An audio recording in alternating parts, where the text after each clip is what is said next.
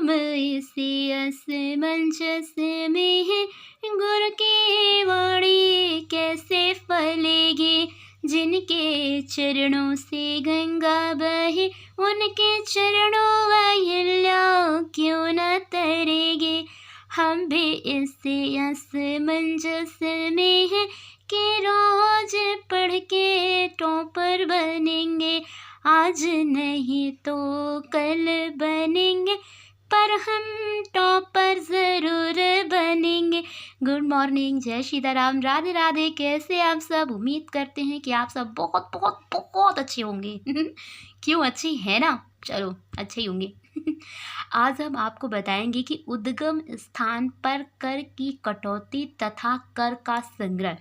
उद्गम स्थान पर कर की कटौती और कर के संग्रह से संबंधित बहुत सारे क्वेश्चंस आते हैं पेपर में, और पेपर सेकंड में क्वेश्चंस आते ही हैं, ये तो सही है, लेकिन कुछ धाराएं हैं वो उनसे संबंधित आते हैं। जैसे कि वेतन, प्रोविडेंट फंड की राशि का भुगतान, प्रतिभूतियों पर ब्याज, लाभांश। अब जैसे कि धाराएं हैं 152, 152A, 193, 194, 194A, इस तरीके की ये धाराएं हैं, और भी बहुत सारी हैं। ये मेरी जो नोटबुक है, टॉपर नोटबुक, तो उसमें उद्गम स्थान पर जो कर की कटौती या फिर भुगतान किए जाते हैं उनसे रिलेटेड है। तो पहला है वेतन। अब वेतन तो समथिंग टाइम्स सभी को आजकल मिल रही है, और जिसे नहीं मिल रही है तो मिलने लगेगी, उसमें क्या है। तो वो धारा 152 के तहत कटौती योग्य है। नेक्स्ट है दूसरा नंबर, प्रमाणित प्रोविडेंट फंड की राशि का भुगतान। अब ये धारा 152A के तहत कटौती योग्य भुगतान है, जो कि उद्गम स्थान यानी कि जहाँ से शुरू होती है वहीं पर कट की जाती है। तीसरा नंबर है प्रतिभूतियों पर ब्याज। प्रतिभूतियों पर ब्याज 193। नेक्स्ट चौथा नंबर है लाभांश। अब लाभांश तो 100, ठीक है, पहला था वेतन जो 152, प्रमाणित प्रोविडेंट फंड 152A में था, प्रतिभूतियों पर ब्याज 193, तो लाभांश 194। एक चीज़ इसमें कॉमन है कि आप जितना नीचे यानी कि जितना आगे बढ़ते जाएंगे इस उद्गम स्थान पर कटौती को लेके, तो आपकी धाराएं जो हैं उनके नंबर्स ज़्यादा नहीं बढ़ेंगे, लेकिन उसमें ABCD ऐसे सेक्शंस जोड़ दिए जाएंगे। जैसे कि नेक्स्ट है 5 नंबर, 5वें में है प्रतिभूतियों पर ब्याज के अतिरिक्त अन्य ब्याज। अब प्रतिभूतियों पर ब्याज के अतिरिक्त जो अन्य ब्याज होते हैं वो धारा 194A में, क्योंकि लाभांश तो 194 में है, तो 5 नंबर में लाभांश से रिलेटेड ही है, पर वो प्रतिभूतियों पर ब्याज के अतिरिक्त जो ब्याज होते हैं या फिर जो अन्य ब्याज होते हैं उनसे संबंधित है, और वो 194A में है।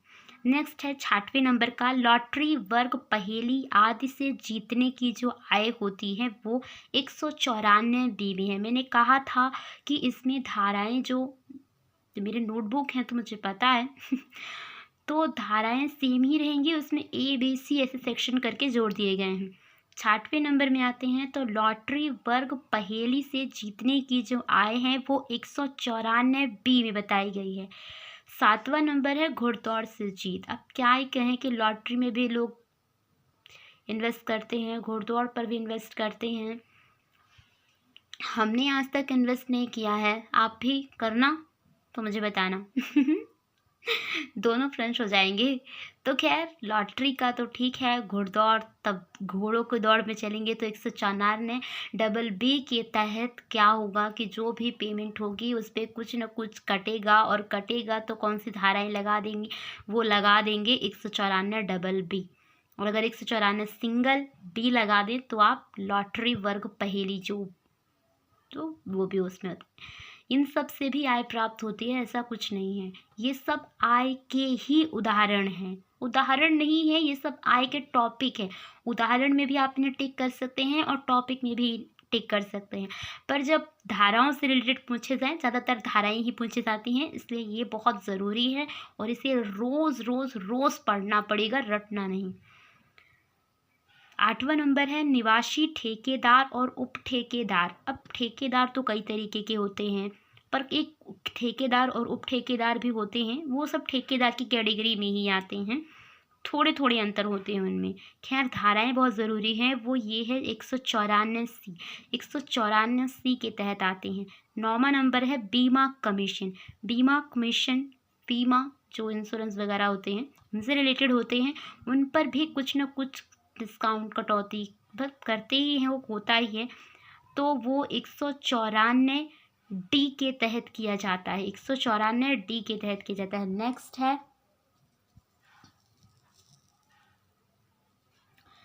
नेक्स्ट है 10वां नंबर जीवन बीमा पॉलिसी के अधीन निवासी को भुगतान। अब ठीक है, जीवन बीमा पॉलिसी के तहत या फिर उसी के अधीन जो भी भुगतान होंगे वो करने ही पड़ेंगे, अगर नहीं करेंगे तो वो खुद ही कर लेगा। तो वो 194DA के तहत। अब बीमा, ये भी बीमा, तो ये डी से ही रिलेटेड है, लेकिन सिर्फ बीमा कमीशन इसलिए 194D, और ये जीवन बीमा कमीशन आदि के तहत है इसलिए 194DA है।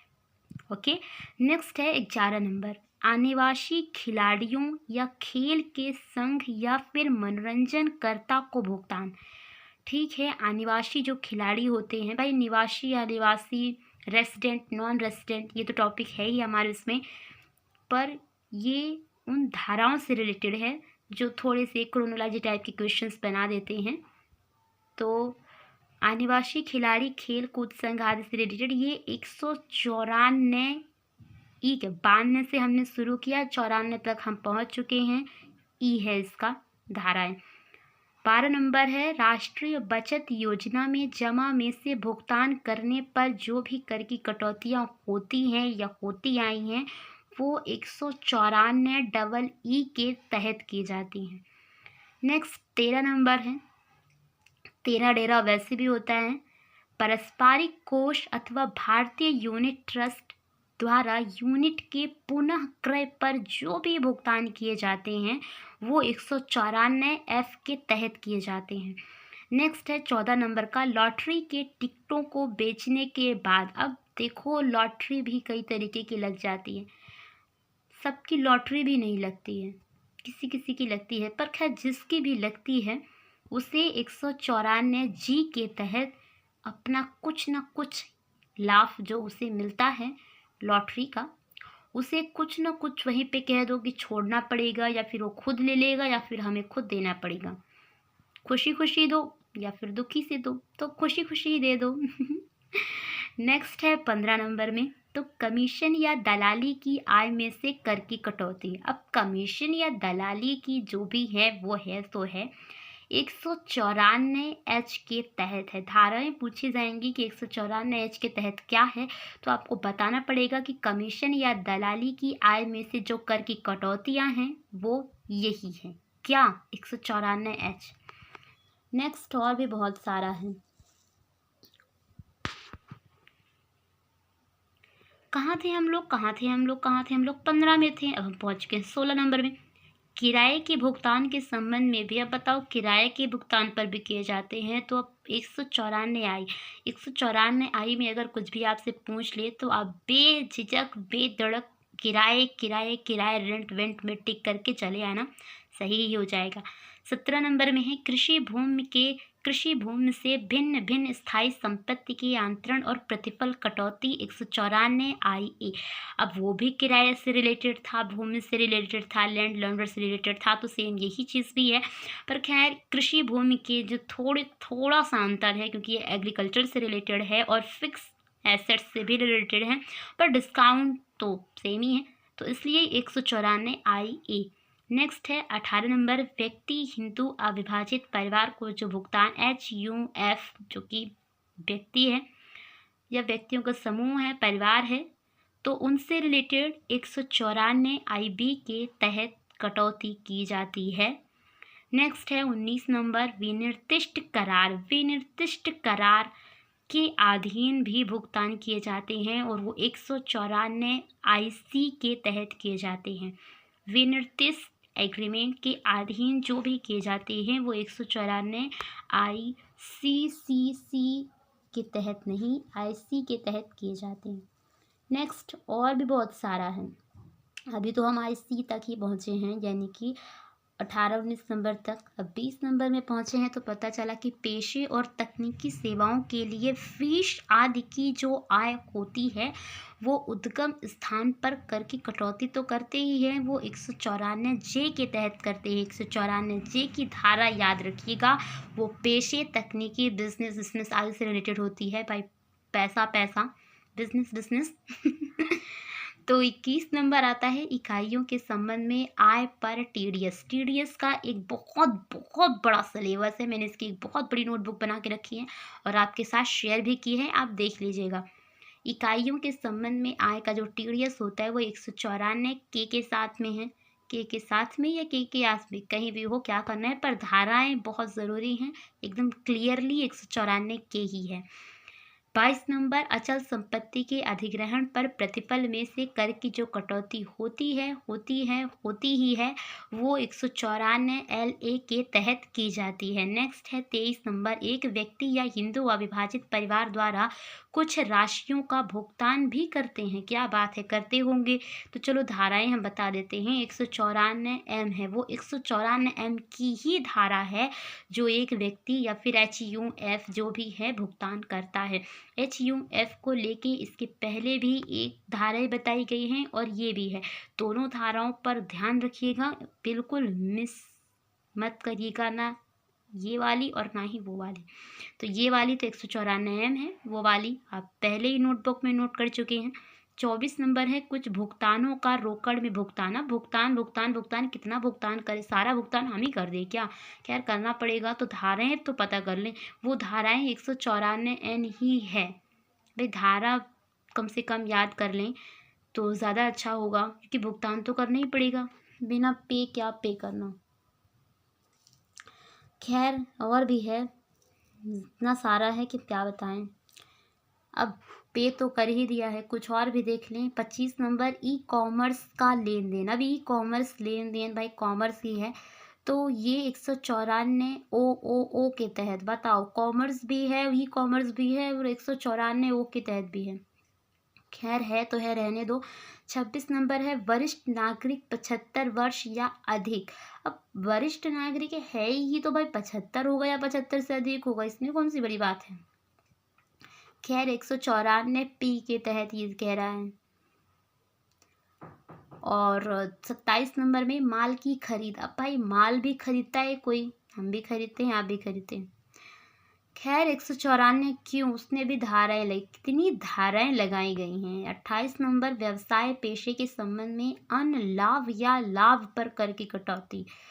खैर बहुत सारे लाभ हैं, बहुत सारी धाराएं हैं, 194 R के तहत है। नेक्स्ट है 28 नंबर व्यवसाय पेशे के संबंध में, तो बताया ना कि ये 194 R। 29 नंबर में है, 29 नंबर में आभासी डिजिटल संपत्ति के अंतरण पर भुगतान पर जो TDS, इससे भी मैंने एक बहुत बड़ा टॉपिक नोटबुक बना के रखा है। टॉपिक ये थोड़ा बड़ा है और क्वेश्चंस पूछे जाते हैं। तो एक और 29 नंबर पर आभासी डिजिटल संपत्ति वाला 194 S और उसके पहले वाला जो 194 R है, दोनों सेम है, सेम तो नहीं है पर थोड़े थोड़े मिक्स में है। और ये दोनों क्वेश्चन डेफिनेटली तो प्रीवियस ईयर पेपर में आप देख ही सकते हैं, आते ही हैं। बाकी मैं तो कह ही रही हूँ, अगर आपको मेरी बात पर भरोसा नहीं तब आप देखिए उसे। नेक्स्ट है 30 नंबर और आखिरी है आयकर विवरणी के गैर प्रस्तुतकर्ताओं पर उच्च दरों में कर की कटौती और संग्रह तो कर ही देते हैं। क्यों करते हो, खैर करते हो तो करो, पर मैं धाराएं देख लेते हैं। 206 AB या फिर 206 CCA के तहत किया जाता है। एक थोड़ा नोट है, निम्नलिखित भुगतानों पर भी उद्गम स्थान पर कर की कटौती की जाती है और भुगतान अनिवासी निवासी आदि से संबंधित भी होते ही रहते हैं, उसमें कोई बड़ी बात नहीं है। अब ये है पहला नंबर जैसे कि उसमें 194 152, 193, 194 तक मैंने देखा था, तो वो उसी के आगे का है। पहला नंबर है ये निवासी या निवासी, रेसिडेंट, नॉन रेसिडेंट, उनसे रिलेटेड है। अब संरचना ऋण निधि द्वारा निवासी तथा विदेशी कंपनियों को दिए गए जो ब्याज वगैरह होते हैं, देते ही हैं सभी को, तो उन्हें भी जो दिया जाता है वो धारा 152 LB के तहत दिया जाता है। नेक्स्ट है दूसरा नंबर, अनिवासी विदेशी कंपनी को ब्याज में से जो कटौती होतियां हैं, तो वो जो उन कटौतियों के बारे में 194 LC के तहत बताया गया है। 194 LC के तहत क्या बताया गया है, तो अनिवासी विदेशी कंपनियों को ब्याज में से जो कटौती होती है उनके बारे में बताया गया है। तीसरा नंबर है कुछ बंद पत्रों और सरकारी प्रतिभूतियों पर जो ब्याज आदि से रिलेटेड है वो 194 क्या 194 LD के तहत बताया गया है। 194 LD में ये बताया गया है कि जो भी बंद पत्र, बंद मतलब बांध के रख लो, वो नहीं ये थोड़ी शुद्ध हिंदी की भाषा है, तो आप देख, खैर मैं एक चीज़ बता देती हूँ, अगर आप मेन लैंग्वेज हिंदी है तो शुद्ध हिंदी पर फोकस करिएगा, अगर इंग्लिश है तो शुद्ध इंग्लिश पर फोकस करिएगा, क्योंकि 2-4 क्वेश्चंस ऐसे आते हैं जो आप समझ ही नहीं पाते कि इसमें लिखा क्या है, बाकी आपको पता ज़रूर रहता है, तो प्लीज़। चौथा नंबर है अनिवासी विदेशी कंपनियों को वेतन अतिरिक्त जो भी भुगतान किए जाते हैं भाई, जैसे कि बोनस वगैरह दिए जाते हैं, थोड़ा अब क्या ही कहूँ, चैरिटी टाइप में होता है, तो वो 195 में बताया गया है। 5वां नंबर है विदेशी मुद्रा में क्रय किए गए यूनिट से आय और उनके हस्तांतरण से पूंजी लाभ जो भी होते हैं या होते रहते हैं, तो वो पर जो कर की कटौती करता है वो 194 नहीं 196B के तहत किए जाते हैं, क्योंकि हमने 94 तक तो देखा, 95, 96 ये थोड़े से अलग हैं। और भी हैं या नहीं, रुको। 6वां नंबर है विदेशी मुद्रा में क्रय किए गए जो बॉन्ड्स, अंश, ब्याज, लाभ, अनिवासी भुगतान, उद्गम स्थान, कटौती, आपको इसे ऐसे ही पढ़ना पड़ेगा, क्योंकि वो एक एक सब ऐसे मतलब पूरी लाइन नहीं देगा आपको, क्योंकि जितनी किताबें उतने तरीके से लिखा रहता है, तो इसलिए मैं कह रही हूँ कि जो ये आयकर विधान या लेखे हैं उनके टॉपिक को आप इसी तरह पढ़िएगा जैसे कि मैंने आपको पढ़ा है। पूरी लाइन याद करेंगे तो पूरा ही भूल जाएंगे। तो ये जो दिया है 196C में पहले भी एक दिया जाए। लास्ट और आखिरी है 7वां नंबर, विदेशी संस्थागत विनियोग को जो लिस्टेड प्रतिभूतियों के ब्याज भुगतान, कटौती, जो भी पेमेंट वगैरह किए जाते हैं वो 196D के तहत किए जाते हैं। आपको प्रत्येक क्वेश्चन के आंसर को रटना नहीं है, पढ़ना नहीं है, समझना है, उसके आगे पीछे से सार क्या निकलता है वो आपको निकालना पड़ेगा। बाकी ठोस ठोस चीज़ों की नोटबुक बनानी पड़ेगी जैसे कि मैंने बनाई है। Thank you so much. Please like, subscribe and comment. Bye bye. जय सीताराम। राधे राधे। Thank you.